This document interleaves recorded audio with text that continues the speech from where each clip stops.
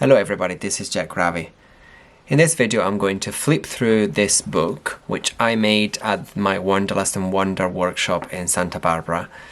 The bag was a gift from Taffy, one of the participants. I then rust and tea dyed the fabric bag. I added some beads and some embellishment and the title.